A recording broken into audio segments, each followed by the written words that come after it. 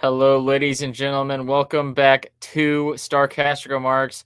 Despite another outstanding effort from Casey DeSmith, the Stars lose in a shootout 3-2 to the Tampa Bay Lightning and continue their frustrating streak of games here. I'm Chris. I'm here with my brother Ryan. Ryan, you were at the game. What did you see from up top in the press box? As frustrated as I just saw Pete DeBoer, I was just as frustrated throughout the game. The definition of insanity is trying the same thing over and over and expecting a different outcome. And they kept trying this stupid flip play out of the zone defensively. And it I'm not joking. It felt like every single shift, the Stars could not get the puck out of their own zone. And they were just doing the same thing the entire game. That was the most frustrating thing about all of this. And despite the Stars getting a point out of this, just because of Casey DeSmith and some good plays by some of their young guys and their fourth line, the Stars' best players were not their best players tonight and have not been for the last week and a half. And I do want to play the recording of Pete DeBoer for everyone here in a second, and we are allowed to play it here. So, and it's about 1 minute and 40 seconds. That's how long he was on the podium for. Just 1 minute and 40 seconds. And I'll play that for you in a second because I think that perfectly summarizes what I felt at the end of this game. Yeah, it was definitely super frustrating, and you were 100% correct. The forecheck from Tampa Bay was relentless on us all night long, and the Stars had no answer for it. They tried to do the flip, and that's pretty much all they could do. The only goal was to get the puck out of the zone. There was no effort to try and get the puck moving the other end, and that totally shuts down the Stars' puck possession game, and it never got going. I mean, we get those two goals mostly from some scrappy plays by the fourth line and then some scrappy play by the power play. I mean, outside of that, our offensive players were not good. So, but yeah, let's hear what Pete DeBoer said, because he was definitely pretty much as pissed off as Pete DeBoer can be.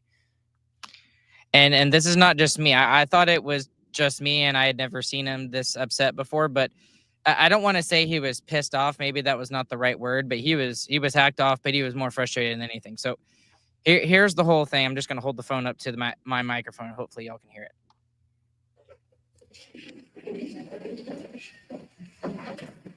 Good point, bad point, weird point.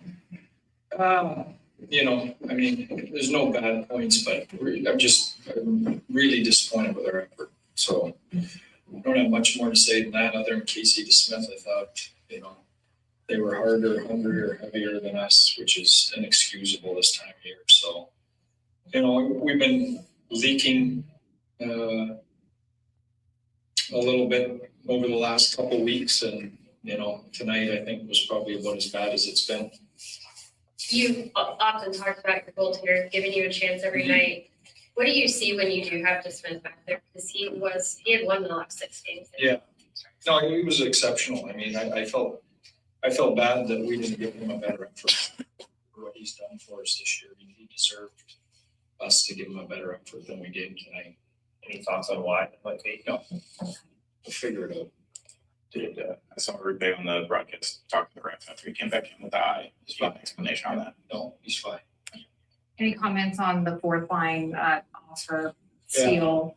Yeah, I mean, those guys gave us, I shouldn't say everyone, those guys gave us some shifts. They gave us some energy. They tried. So, but that's a short list of guys on that list.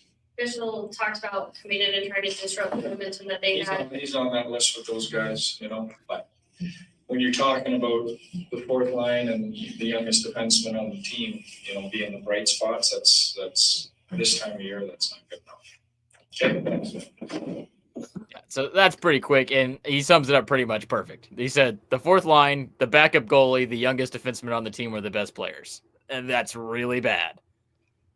Like that is as short as he's ever been with the media, at least with the post-game conferences that I've been a part of. And that makes me really, really interested to see what practice is going to be like tomorrow.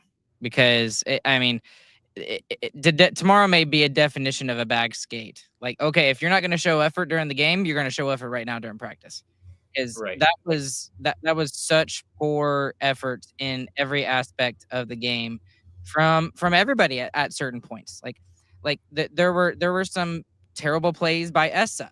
There were some terrible plays by Harley, by Dumba, by and I'm not saying this because I'm jumping on the bandwagon with this, but Rantanen himself had some very bad defensive miscues.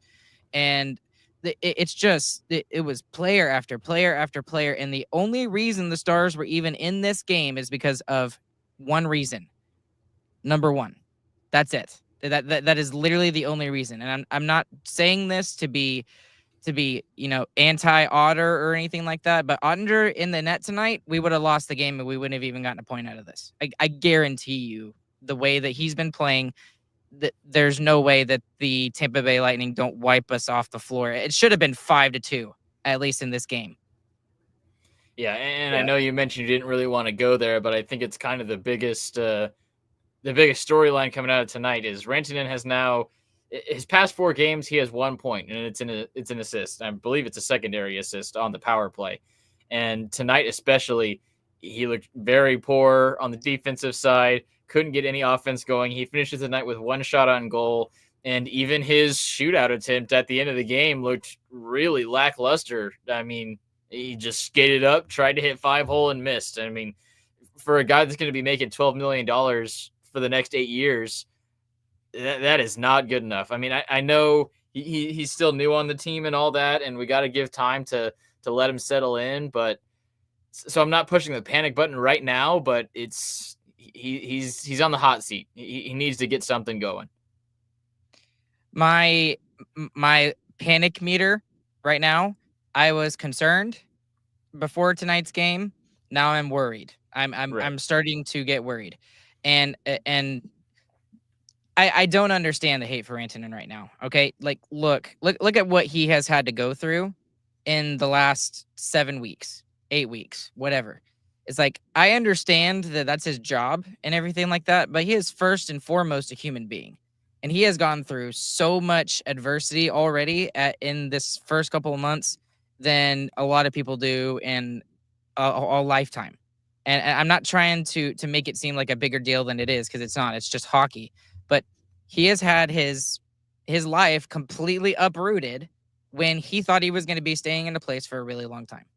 Like, imagine yourself going through something like that. And on top of that, he's got that huge expectation now with the $12 million cap hit, which is not there yet. Technically, that goes into effect next season. I did say next 8 years, so I'll still claim correct. But I just don't understand the hate, because it wasn't just Mikko Rantanen tonight. It was the entire freaking team. The entire freaking team. Right. That there was no effort. There was that was the compete. I mean, lackluster play. Insert any word that we've used in the last couple of weeks, and you could use that to describe this play. And the thing that's really scary about this, and why, like, normally I would be yelly, screamy Ryan right now, but with as frustrated as Pete DeBoer was, that really, really, really concerns me, because I've never seen him like that ever in any post-game conference. And I'll hop on with you in helping to pump the brakes a little bit. You got to remember what Pavelski did his first regular season. He went the entire first regular season for the Stars looking pretty bad, and it looked like that signing was going to be rough. And then he starts in the playoffs, figures it out, is a huge part of that first playoff run. And then from there on, he's a huge part of the Dallas Stars until his retirement. So definitely needs some time for Rantanen. And the other thing is, Coach DeBoer also kind of overstated. He said the past several weeks we've been slipping. Not exactly true. From the Four Nations to that 4-day break that the Stars had, they had 2 losses. So they were very good then. From the Winnipeg game on Friday to now, it's 3 losses in the last 4 games, and some really big games too. I mean, the Jets, that's the thing. That's the big thing. Right. Those are your measuring stick games. Those are where are we at? These are playoff type games, and they didn't live up to them. And that's the thing that's most concerning. Another bright side you can take away, though, is they did lose 3 of 4, but they got half the points. So in the race, while it might have not looked pretty, we're not losing a ton of ground too. So even playing bad, the Stars are still able to pick up points here, which is a good thing. But and again, like we're trying to find like positives out of this, and the media, like in the room, we knew it was going to be rough and he wasn't going to want to talk, and we tried to give him positive things to talk about. He didn't want to hear any of it. Not even a little bit of it. And when the coach is the most pessimistic person in the room, that's a huge issue. Because normally it's me. Normally I'm the one that's the most pessimistic one in the room when it comes to the Stars. Yeah. And he beat me to that tonight. It's a huge issue for the players. I think it's actually a very good thing that DeBoer came out in that press conference and acted that way. It's going to show his team that it's unacceptable, and it's showing the fans too that that's not going to be accepted. Like, this team understands how important those last 3 games against those playoff teams were, and they understand that they fumbled it and they have to play better. And I expect with a response like that from DeBoer, they're going to figure out a way to get going, because they have to. You're running out of runway in the season to ramp things up. And the thing about tonight, it's consistently been bad. And normally we talk about consistency and looking at it as a positive connotation or like a positive thing with the word. They have been positively bad the last 4 games. Yeah. Like positively bad. Like it's okay to have a bad period as long as you follow it up with some good play. They didn't do any of that tonight. Like there was not one period where I thought that the Stars dominated in the period. Not one. And somehow they're able to get a point out of this tonight. And, honestly, even if the Stars had won the game in a shootout here tonight, I think Pete DeBoer would still be as pissed off as he was at the end of this game tonight. Yeah, Like, I agree.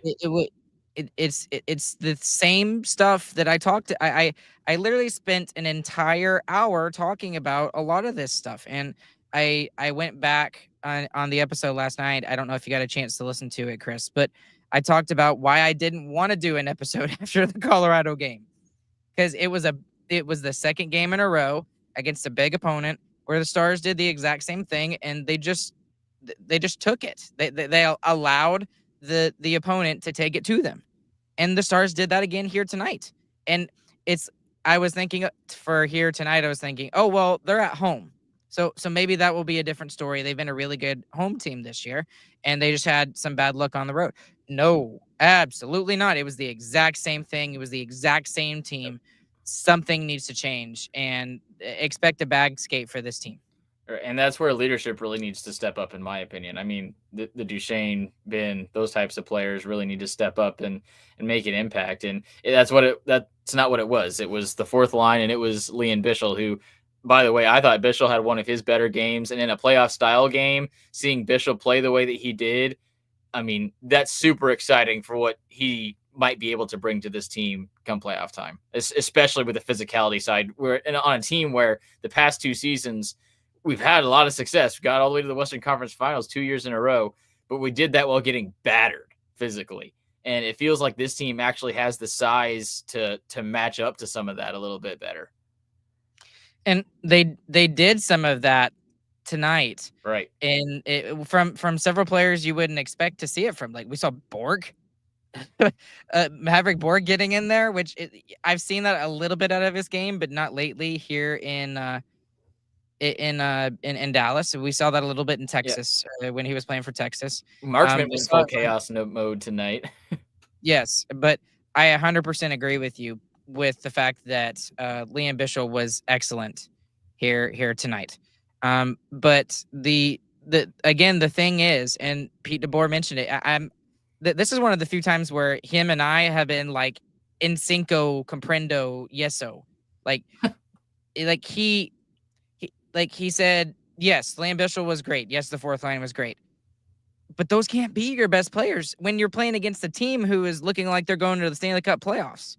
Like Tampa looks like the team to come out of the Eastern Conference. I really, truly believe that. And even with Florida faltering right now, Tampa looks scary. It looks absolutely scary. And someone's asking, what's a bag skate? Bag skate is, yes, that's a good way to put it, Mato, so people understand it. Like the scene in Miracle, yes, where he just says, again. It's running suicides, but skating. Yes, pretty much. That's a good way to put it. So, but yeah, the only reason the Stars were able to get a point out of this is the players on the lower end of the spectrum on the team. Bichsel, Blackwell, Beck, Bork, and Casey DeSmith. I mean, like, those are the lower tiers of your team, and they were your best players. That can't happen again. Another thing that it really felt like the Stars were missing tonight. I mean, we talked a lot about how we weren't able to get through the Lightning's forecheck at all. It was on us 100%. That's why the shot disparity was so high. This is another game where it feels like Amiro Heiskanen just changes the whole complexion, doesn't it? Agreed. And they miss him in this particular aspect. There's 3 things that the Stars need to fix, and I think they would be fine. And I think all of it comes back to just urgency and effort. Zone exits, forecheck, back check. You fix those 3 things, this game would have been better tonight. And it was the same thing, zone exits, shift after shift. The forecheck, they weren't getting there, and the Tampa Bay Lightning were able to do that. And then, especially on some of the goals, when 2 of the 3 goals for Tampa, or actually Tampa's 2 goals tonight, were just them going around our defensemen on the outside. That's all it was. And then not back checking back to the net, and then Hagel rebounds. And the then Rope Hintz one is especially disgusting. Yeah. I feel like, I mean, from your best player who you proclaim as one of the best 2-way centers in the league, who we complain that doesn't get enough Selke votes, and then he has an effort like that. That was pretty gross. I mean, that kind of showed the whole game. That showed best players not playing their best. And I think that's who Pete DeBoer was more talking about, more so than Rantanen, in my personal opinion. Like, obviously he was talking to the whole team when he was saying all of those things, and mostly talking to his top players. But like, that can't happen. Rope Hintz, I mean, this is a guy who we've talked about deserves to win a Selke at some point in his career.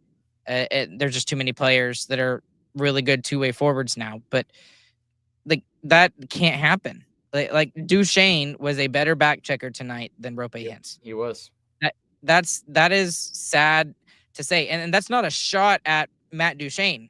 It's just normally Matt Duchesne has issues on the back check and defensively that Rope doesn't. Rope is almost always in the right spot every single time. Yeah. So they just got to figure it out. And I'm stealing the words from Pete DeBoer right out of his mouth. They just got to figure it out. Yeah, and I don't know why, but NHL's stats for this game are completely shut down. But I think I saw before they did, Rope and Rantanen both were just a -2 on the night. They were both on the ice when both of the Lightning goals were scored, and they weren't on the ice when either of the Stars goals were scored. So really not good to have your top line that you're super excited about with the addition of Mikko come out that flat. That's my big takeaway from here tonight, is that in a game where 1 goal would have been the difference, I mean, you can't have that. Your best players have to play better. Yeah, I'm not seeing that either on the NHL app. I don't know why that's not working. But yeah, it's just shut down. It was just 5 minutes ago. I'm not sure, but either way. I don't know either. But despite all of that, the 3rd and 4th line, I was noticing them out there more often than the top players in the 3rd period. Yeah, and sure. I think that was deservedly so, because the players like Blackwell, like Beck, I keep saying his name wrong. Beck, like Bork, Bichsel and Dumba. Dumba had 1 play that was bad, and generally speaking, he was okay for the rest of the game. Bichsel, like you said, that was one of his more noticeable games, but it's not going to get better if those are the players that you're giving all the ice time to. And that's why I really wish that the NHL app was working, so I could actually see what the time on ice was for all these players. That'll be really interesting. I'll tweet about that later. But I would not be surprised if they are more even than we're used to seeing. I did notice that Thomas Harley finished the night with 31:11 time on ice.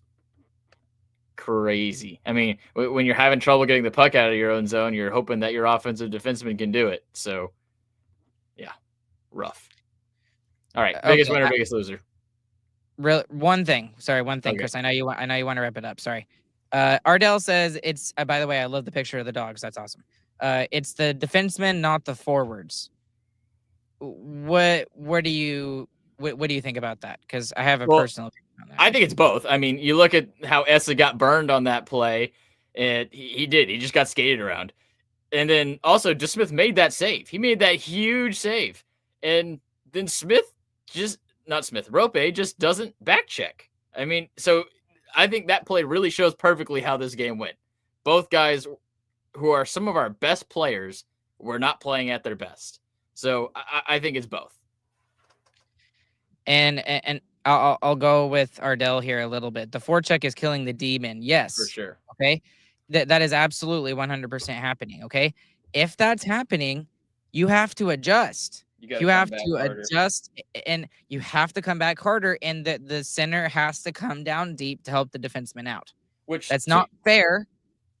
Which, to be fair, that's not really the Stars' style either, though. They blow the zone early. You have to adjust to what you have. Right, but the coach also has to make that adjustment too. He has to emphasize that, and maybe he was on the bench. He was emphasizing, y'all got to come back harder, and they just weren't. We don't know that, but it is the Stars' style to blow the zone early. The forwards have to get back on the back check. That's what just has to happen. Well, the back check for sure. Yeah. Yes. And they just have to have more help down deep. And maybe we have to win games more 2-1, 3-2 than 4-3, 5-7, whatever. Because obviously it's killing us right now. The play is just not working.